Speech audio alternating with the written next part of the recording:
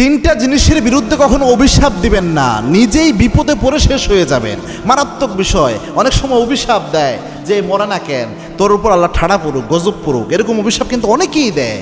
But তিনটা জিনিস মারাত্মক অভিশাপের ক্ষেত্রে। এক নাম্বার হচ্ছে নিজের উপর কখনো অভিশাপ দিবেন না। নিজের উপর যারা অভিশাপ দেয়, এই অভিশাপ কিন্তু লেগে যায়। অনেকে আছে, আল্লাহ আমাকে তুমি চোখে দেখো না, দুনিয়া এত মানুষ মরে, আমি কেন মরি না, এরকম কথা। এটা কুফরির মতো, মৃত্যু কামনা করা নিজের, এটা মারাত্মক বিষয়, এটা কখনো করবেন না। দুই নাম্বার, ছোট্ট বাচ্চাদের উপর কখনো অভিশাপ দিবেন না। আপনার বাচ্চা যত দুষ্টামি করুক, যত আপনাকে কষ্ট দিক, যত অশান্তি করুক, বাচ্চারা তো ভুল করবে, বাচ্চাদের উপর মনের ভুলেও কখনো অভিশাপ দেবেন না। অনেক মা রয়েছে, একটু বিরক্ত করলেই বাচ্চা কয় তুই মরতে পারিস না, রাস্তাঘাটে এত মানুষ মারা যায়, আস্তাগফিরুল্লাহ। প্রিয় মায়েরা, আপনারা যদি বুঝতেন আপনার কথার কত মূল্য আপনার সন্তানের জন্য, এটা কখনো বলতে পারতেন না। বাইহাকের বর্ণনা আল্লাহর হাবিব জানিয়েছেন, তিন ব্যক্তির দোয়া এমন রয়েছে, তিন ব্যক্তির দোয়া এবং বদদোয়া সরাসরি আল্লাহর দরবারে পৌঁছে যায়।